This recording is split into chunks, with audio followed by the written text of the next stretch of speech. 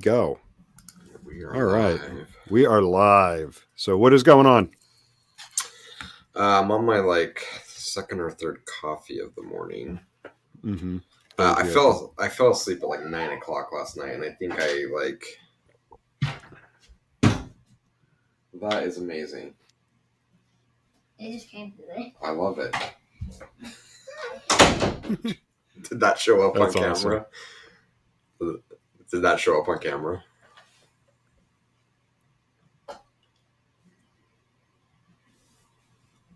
Wait, did you lose my audio?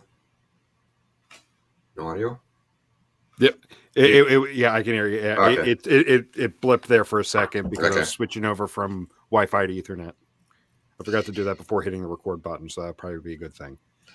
He's a nervous child, and he unfortunately gets that from me.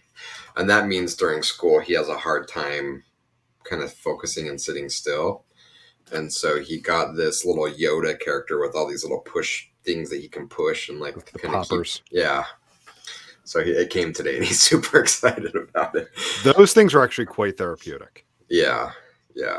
They're fun and therapeutic. He has another stress ball. It's usually in here in the office. He's like, I really like this because when I'm stressed, this just makes me feel good. Nice. Awesome. That's awesome. I showed you my fidget cube before, right? Yeah. All the different buttons. Mm-hmm. Yeah, they're awesome. I usually have something in here I'm fidgeting around with while we're shooting, and it's usually like a pick. There's got something in my hands I'm always fidgeting with, so I can't remember what I was saying before that happened. What were we talking about? We were talking about coffee. Coffee on the third. So I fell asleep at 9 o'clock last night. I must have slept funky because I woke up at 4:30 and my neck was just which made my head hurt. And I'm like, well, coffee will fix that. So, and I'm digging the cold brew, man. I got these cool little cups to make it in. Sweet. So that is that. What else? Sent a package to Randy, and apparently I sent it to his old address. And so we had a whole fiasco about trying to get the package rerouted to his new address. So that was fun. Nice. I wish we had DHL. I'm not going to throw the shipper under the bus, but it was not a good experience. I think I know who it was. Yeah. Yeah, and they're crap. Yeah, just not good. I mean, they say it's super easy to do all this stuff, but then you try to do stuff and it's not super easy at all. No. So, anyway, I don't know. So that's that. What about you? Ready to roll into Thanksgiving here? Yep.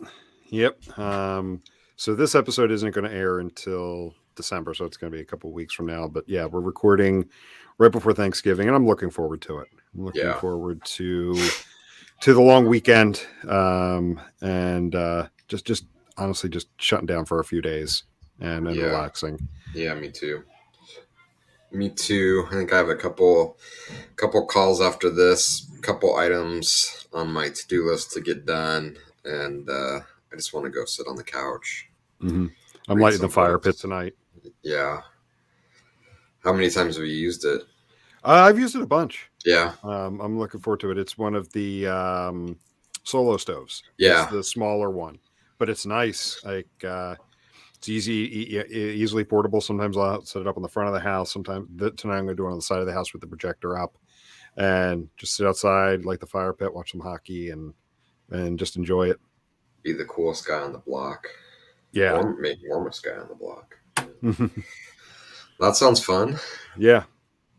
So yeah, I'm looking forward to it. I'm ready for a nice little break and things hopefully to slow down for a little bit. Yep. Because I don't know how the hell it's Thanksgiving already this year. It's crazy. This year has flown by. Yeah. It really has. I have on my to-do list stuff that I haven't even started yet for the year. I'm like, I had good intentions. Mm-hmm. You know? Yeah. I was looking at that 2 weeks ago and I'm like, I guess I'm bumping that one to 2022. Yeah. It happens. It's okay. It's been a weird couple of years, so. Yeah. Yep. All right, so I guess let's go ahead and dig into our topic. It's one more look at the overall B2B versus B2C topic we've been covering the last couple of weeks. Yeah. Last week we talked more on the technical solution design instrumentation side of things of what should someone consider with B2B versus B2C. Today I want to talk more on the analysis and insight side of things with that. So what should a digital analyst think about when working with B2B or working within a company that has B2B and B2C sister sites? Yeah. Yeah, I mean, so lots of places we can go here. I would say from experience, one of the most important things as an analyst is to understand your business. Yes, it's interesting because I was on a call with a prospect just yesterday, and we were talking about a potential project. And I said, "Hey, we're going to need at least 8 weeks to do this." I'm like, whoa, we were hoping 2 to 3 weeks we'd get this done. I'm like, yeah, I mean, for sure you can have someone that will commit to doing that for you in 3 weeks. I won't, because I know that you're not going to be able to get our best, most valuable insights in that time period. And the reason for that is that we feel that it is critically important to understand the businesses that we're analyzing. And it's so easy to kind of pull out a playbook and say, well, you're in this vertical, or you're this type of business, or I worked in retail, so I'm going to use that lens and lay over that. Sure, I think all the inputs and experience you bring kind of help you as an analyst to create a better product. But the biggest thing and the biggest mistake we see companies make is analysts unwilling, or maybe unwilling isn't the right word. They don't realize how important it is to think about the business. It's just ones and zeros. It's just data, right? I analyze the data and it is what it is. And I don't think that's the right way to think about analysis. I think the right way to think about analysis is to take a much broader perspective. And a huge part of that is understanding the nuances of the business that you're analyzing. That's part of being a great analyst. And so I would, from an analyst perspective, thinking about B2B, number one, if your experience is elsewhere, shift your perspective, because again, we've seen far too many examples of analysts saying, well, this is how we did things in B2C, so I'm going to analyze it like that in B2B. And a great example is just the conversion funnel. The way that you look at a conversion funnel on a B2C site is vastly different from how you look at it on a B2B site. Most B2C, and there are some longer tails, but it's a fairly short period of time that you're looking to convert. On B2B, it's typically much, much longer.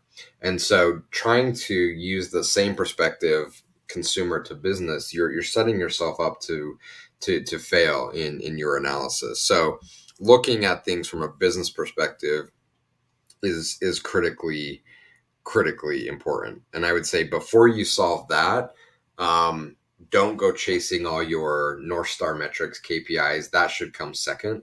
The first thing is fundamentally shift your mindset and learn as much about the business that you're analyzing. And then let's start understanding, okay, what is our North Star metric? What are our KPIs? What things should we be thinking about from an analysis perspective when looking at a B2B brand? So let's dig in there for a second. You were talking about understanding the business. What are some examples of things people can do to make sure that they have a solid understanding of the business? Let's take like working client side for the moment. Let's take consulting out of it for a second. You're an analyst, at one of these brands. You're working client side. You're brought in. You're going to do some of the normal onboarding. But based on your experience, what are some things that you as a new employee, as someone brought in to work on this, should really make sure that they're doing to make sure that they have a full understanding of the business before jumping feet first into this? It's the same recommendation that I give regardless of the vertical that people work in, and that is, as much as possible, immerse yourself into the business as the consumer, as the buyer. And for some businesses, that's easier said than done, but that should be the goal. As much as possible, put yourselves in the shoes of your potential customer or a current customer. And it is amazing how few analysts actually do that. So if I go to work for a B2B company and we're selling, let's say we're selling some kind of a high-end item, we don't even purchase online. So our goal as a B2B company with our digital presence is really to build brand awareness, to educate, and ultimately drive qualified leads. Then as a new hire, I should go through that process. I should put myself in the shoes of a potential customer and start reading about the brand, start consuming the content on the website, and then actually go through the lead flow.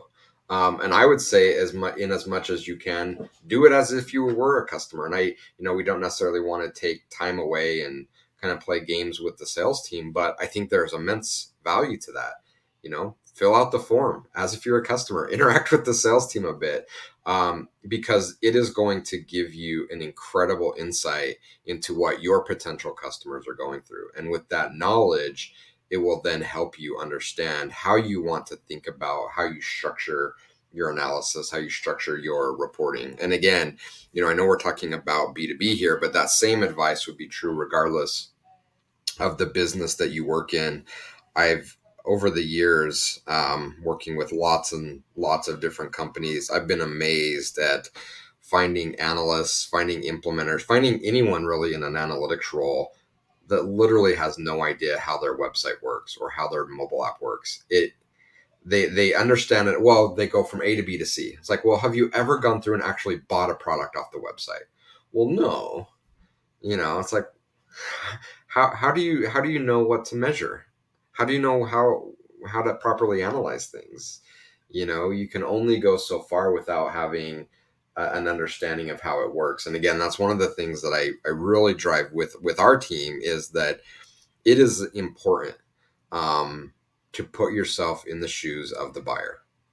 It just fundamentally changes how you think about things. One of the stories that I love talking about, because I think it so illustrates the point, and this was very early on, maybe year 2 of 33 Sticks. We signed a new customer, a retail customer. It was Cost Plus World Market, had a website and then brick and mortar stores. And they hired us to analyze a specific challenge they were having. And the challenge they were having was, why does it seem like we're struggling cart value on the website compared to what consumers are buying in store?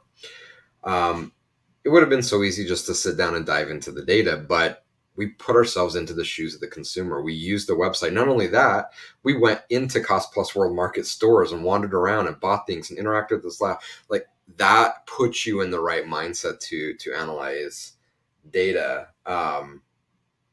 I think it's been long enough. I could probably share the insights of that analysis, which were very interesting. And what we found is that when we took a broader perspective and took the stores into consideration of our analysis and not just the website, what we found was a correlation in average, not necessarily cart value, but average item price in the cart went down as you got further and further away from a brick and mortar store. And what we found is that items like couches, chairs, bigger ticket items, the further away from a store that you lived, the less likelihood you were to buy that online. And what we found is that it was something to do with the return policy. This is a piece of, I'm sitting in a chair, I've never sat in it before. It looks great, but I may not like it. But if you don't make it easy for me to understand that I can return it, and here's how easy it's going to be, I'm not going to buy it. And so anyway, we may never have uncovered that gem had we not, kind of taken this broader perspective of putting ourselves into the shoes of the ultimate buyer. And again, that's a consumer model, B2C model, but the same thing applies. regardless of what vertical that you're working in. You have to find a way to feel what it's like to be a customer. And one other quick example of this, completely unrelated, but I think where the seed was set for this, and at the time, I was so incredibly upset that this was a thing. But, 20 years later, I'm so glad that I went through the experience, because it planted this seed of the importance of feeling what it feels like to be a customer of your business. My first job out of college, software engineer, writing code for another business unit. And my boss had this throttle mechanism on our internet speed in the office. And oftentimes he would throttle that thing down to stupid levels of slow. And it was so frustrating and annoying. And it's at one point in time, it boiled over. It's like, we can't work like this. We're being inefficient. And he said, none of your customers have the internet speed that you have the luxury of having in the office. And if all you know is this internet speed, and you're using that perspective to build your software, you're not building the software that is going to be useful and meaningful and provide a great experience for your customers.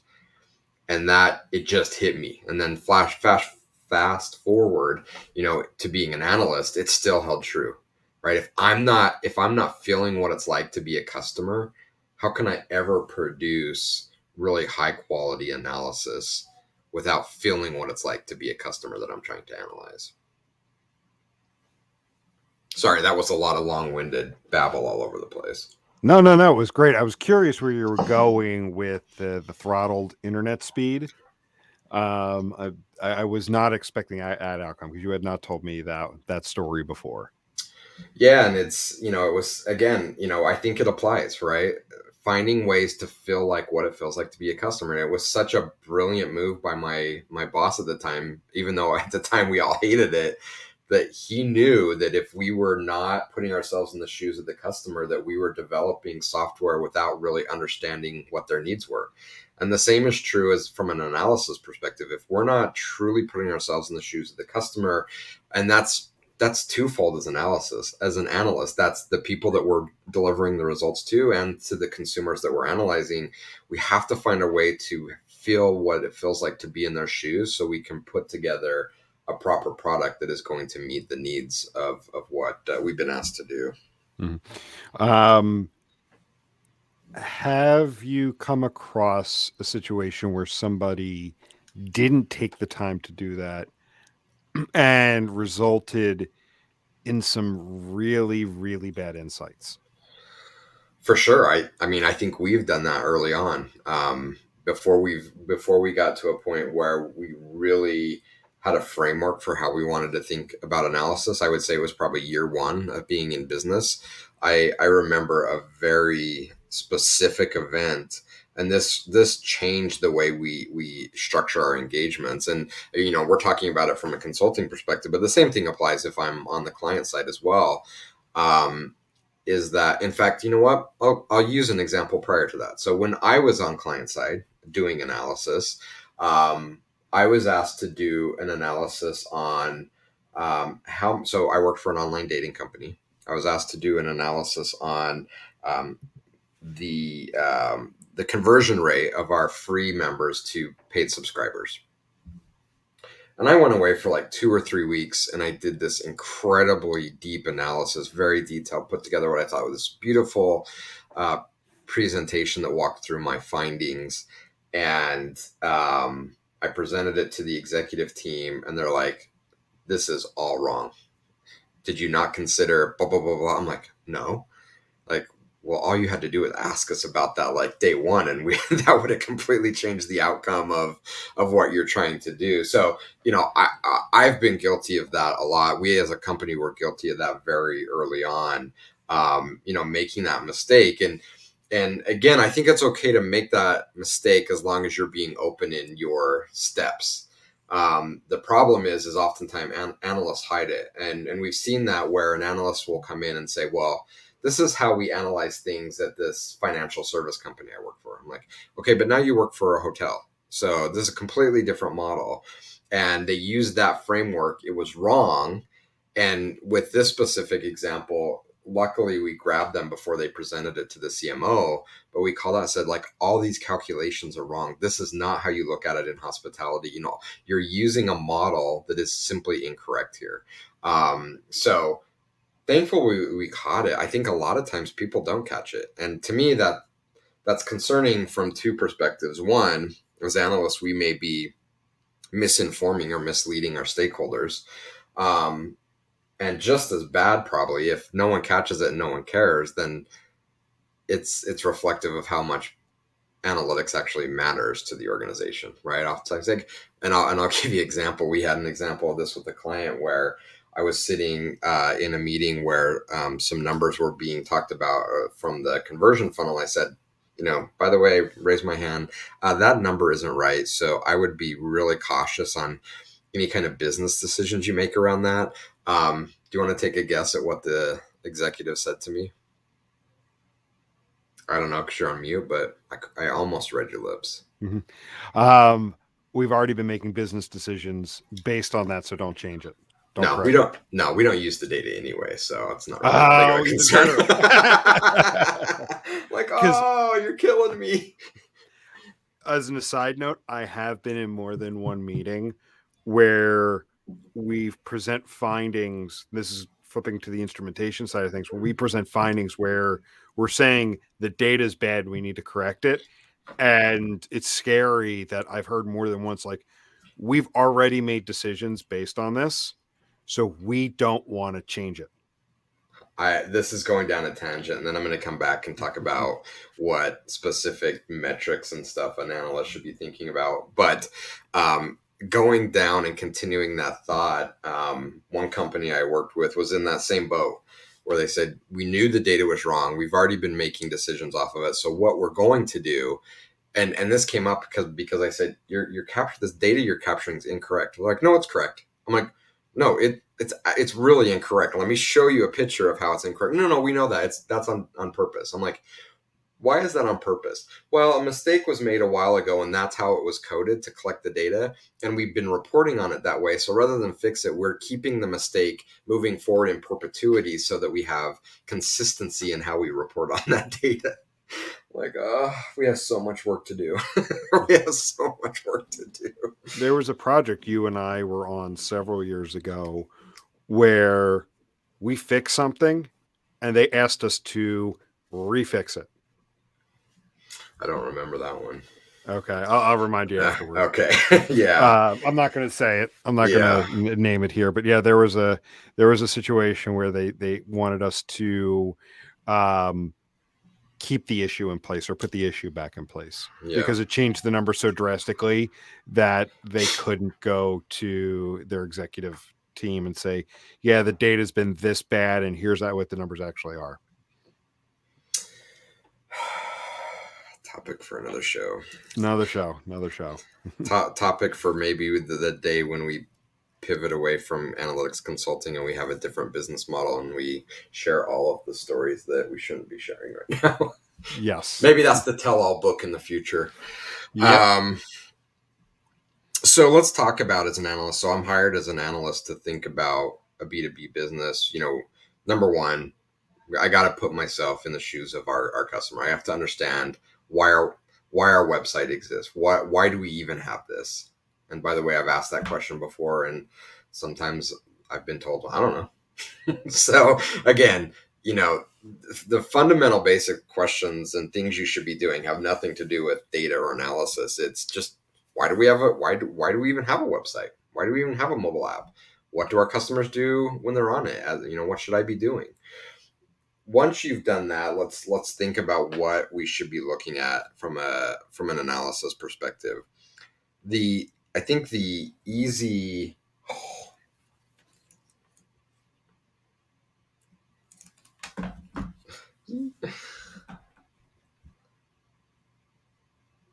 man, hold on. I'm not going to talk about this on air, but this just made me potentially giddy. Okay. Totally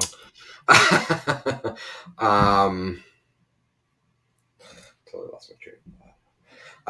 So the easy place to start is obviously the lead funnel. You know, how many people are starting our lead form? How many people are completing our lead form? And sure, like if we have no insights or no analysis in place, we should absolutely understand how many people are starting our lead funnel, how many people are completing it. But it's so much more nuanced than that. And I'm going to maybe position it back to you, because you're very analytical, but your day-to-day is not an analyst by trade. You're more of an architect and thinking more broadly. So if I threw you in as a B2B analyst and I asked you to think about our conversion funnel, what things outside of that funnel would you be thinking about? How are we bringing people to the site? Mm-hmm. Like how are we driving it there? So if we're, say, let's go with an online B2B retailer, or no, let's keep with the lead form that you were talking about. Let's not take it away from that. But how are we bringing people to the site? As B2B, do we have people cold calling based off of some kind of sales list that's been generated? Yep. Do we have online marketing that is targeting certain personas? Is it the office buyer? Is it procurement? Is it somebody like that? How are we bringing people to the site? Or do we have just mailings? Like, are you also just sending physical mailers out? So once you understand how are people coming, is there a way to identify if they're actually qualified or not, instead of just looking at the raw data of, say people, someone was presented with the form, they completed it, etc. You are an analyst. Absolutely. That's the first place that I would start. And I think about it from a segmentation perspective. Because this is a very real world problem that we see in B2B companies. One of the first things that I do, or that we do when we go in and we talk with companies that are in B2B and we talk with their analysts, I ask them, can you tell me about your lead funnel? And they say, well, our conversion rate is X, or it's not very good, or, we're having a hard time understanding our conversion funnel. I'm like, well, talk to me about the process that you're going through to analyze that. Well, at a minimum, we look at people that hit the lead form and then complete the lead form. We also like to start further upstream and just say how many people come to the website, then look at the form, then convert. But we can't really make sense of it. I'm like, yeah, you're never going to make sense of it looking at it like that. It's so much more nuanced than that.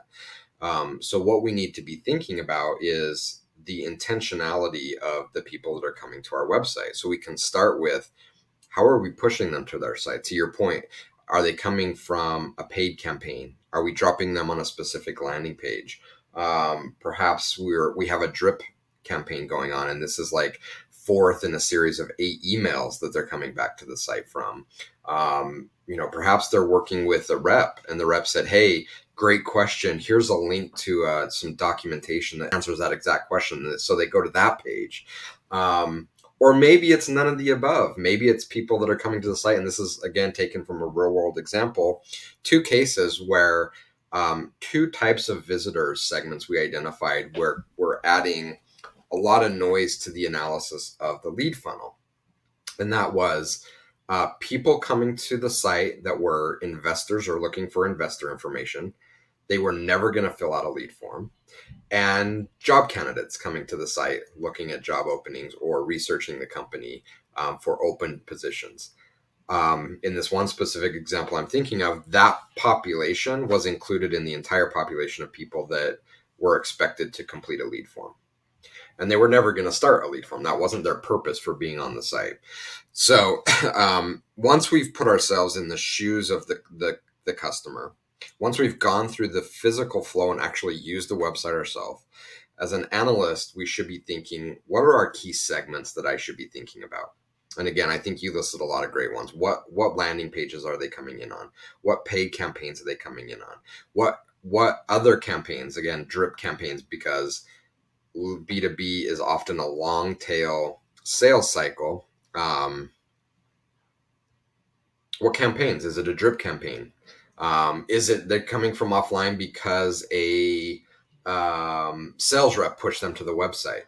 Are they people that are looking for other information about the company that aren't even potential customers? So, really start there. It's bugging me that my headphone cord is swinging. Sorry. Start there. What are the segments of our customers? Because looking at it at a high level of, well, we have a lead form conversion rate of 3%, that really doesn't tell us anything. Where are these buyers in their journey? Where did they come from? Where did they land on? That's going to tell you a lot more, right? Especially if we're looking at things from a session perspective. Not every session is designed, especially in B2B, not every session is designed to convert to a lead in that session. Again, it could be we're maturing a lead down a path. Maybe we're maturing a future lead down a path. There's so many different things that can be done on a B2B website that are outside of filling out a form, but it's the most visible in your face thing. As an analyst, it's probably the thing you're being asked about the most. And so I think it's a trap to just look at it as, okay, well, let's analyze the effectiveness of our form. I'm not saying that isn't important, but without understanding the intention and where buyers are in that journey, you're really not coming up with insights that are going to help inform how to make that experience better for your prospect. Mm-hmm. And I think some of the things that you just listed off really do tie back to where we started with, was understanding the business. Why is the website, very general questions. Why is the website in existence? How are we driving qualified candidates to the site? And then what are other sections of the site that can identify if someone is not a qualified lead? I don't want to beat this into the ground, but it is it is such an important topic because it just is missing in so many organizations. And look, I don't want people to feel bad. I'm not calling people out. I'm not saying you're doing a bad job. But it is so ubiquitous that it is important for us to kind of rehash this again. If as an analyst, if as an implementer, if I'm not taking the time to understand my B2B business or any business, then I'm really not doing the best job that I could be doing, especially as an analyst. It's not just opening up Google Analytics and running some reports and throwing some segments on it. That's part of being an analyst. Another part of it is just being insanely curious. And that curiosity should lead you to go interact with the website. And again, I have been shocked the number of times I've gone into a company and said, why do you have a website? Or, what does it feel like to use your website? I don't know. I've never used our website. I'm like, okay, well, why does your company have a website? I don't know. I guess to collect leads, but I don't know. How do you not know? Your job is to fundamentally understand how people are using your website. Shouldn't you know the purpose of that? Wouldn't that help guide your discovery and journey as an analyst? But again, I think unfortunately, especially we see this especially in digital analytics, is that what we call analysis is really reporting. You just took what I was going to say. Okay, so sorry. Go ahead. No, you go. No, where you were going, it's the conversation I've had with a couple clients and a few prospects recently, trying to differentiate between reporting and analysis. Reporting, let's call it what it is. In some reporting is a lot of stuff that you can automate. Analysis, to me, the core thing there is there's curiosity. Reporting, it's easy to produce results. Analysis takes time, it takes curiosity, it takes questions. But yes, where you were going is exactly that, and we see this problem a lot. It's companies have this, it's the same thing with implementation. We've talked about it before. Someone reaches the certain point and then they don't move beyond it, and they're constantly implementing. Same thing with actually using the data. They get to a certain point with reporting that they don't take the next two steps, which is analysis, insights, and then ultimately data activation. Yeah. Actually using the data, they get stuck in this reporting piece and they think that they're doing analysis when, what they're doing is just saying, this is what happened and I'm going to tell you again next week what happened this week. And it's unfortunate because it's a huge problem that we face. And we've set the expectation that is analysis. And again, I talk to prospects where they say, we want you to come in and look at X. I'm like, awesome, we can do that. Here's how long it's going to take. Well, we talked to this other company and they said they can have an analysis for us ready in 2 to 3 days. I'm like, go for it. They're going to give you a report. That's not an analysis. So do you want us to come in and run some reports on your existing data and put it in a fancy container? I mean, we can do that. I'm not going to, but we could. But what I think you're asking for is you want someone to analyze this portion of your business. That's going to take a lot more time than me coming in and running a report on your analytics platform. I need to understand your business. I need to understand your digital properties. If you have a offline component, I need to talk to those people. I need to go into your stores. Like, if you want to have a true analysis done of this piece of your business, it takes time to do that. And it's not going to be done in 2 to 3 days. And so I think, one, we've set improper expectations. And we've kind of continued that on. And, we can have a whole discussion about this, but calling reporting analysis is very, very problematic. So anyway, back to that. I think looking at things from why do we have a property? What's the purpose of our digital property? And what are the key segments of people and where are they in the journey? I mean, that's going to take you a lot of time to uncover. So that's not something you're going to do in a weekend. So, that's going to take a big chunk of time to understand. Once you get there, I think the next thing as an analyst to think about is what I would call intent signals. So once we understand where people are in the journey, can we then go one level down and start to understand from their consumption patterns how close they are to moving to the next piece of the journey? And can we potentially help provide a path to get them there a bit more smoothly? And so by that, what I mean is, can we start to understand frequency, content consumption, and other signals that they may provide us to understand that, okay, that this customer or this potential customer is really, really close to filling out a form. Or let's say they've already filled out a form and they're coming back to the site, which we see a lot, again, as part of drip campaigns and sales campaigns. Filling out the form isn't the end all be all. The site continues to support the sales journey. The form is just the really topmost part of the funnel. So once they filled out a form, do we have a way to then understand and pass that information along to the offline team? And we have a client in publishing, Jim, that we worked on a project several years ago where we did just that, where we looked at the consumption patterns of folks that were already in the system, but were being worked by a sales rep coming back to the site to consume data that we were then able to analyze and then feed back to the sales team saying, okay, this person is really close to purchasing, or this person is showing strong intent to look at this type of a product or this type of solution, things that the sales team never had visibility into before. So that's when it really gets interesting and fun and highly valuable, if we can start to understand those intent signals and either offline feed that data to a sales team, a lead gen team, or what have you, and then online use tools to help move people to different parts of the journey. So if we understand that, hey, they downloaded X, and if they download X, then we know they're going to get to Y. Let's help guide them to that path. That to me is the exciting part.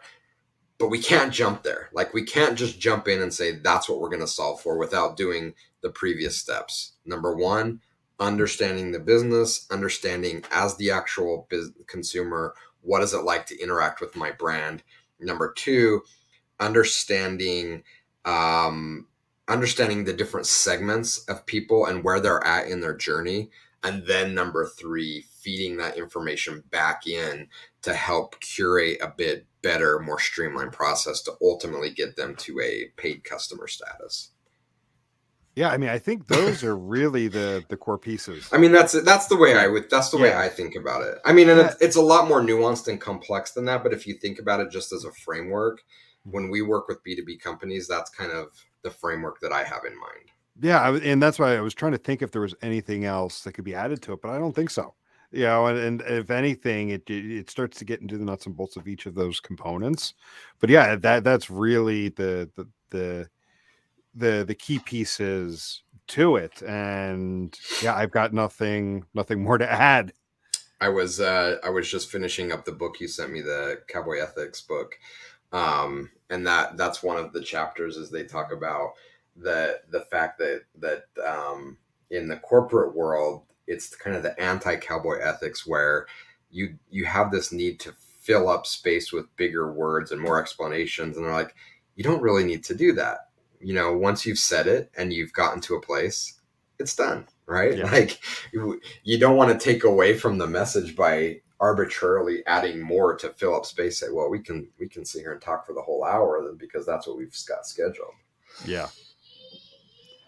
Cool. So I think that's a good place to wrap up this episode, as well as just wrap up this topic in general. It was a good series. I really enjoyed this one. Yeah, I did. I like kind of starting with that 30,000 foot view and then really coming into it, into the details over the course of a couple of weeks.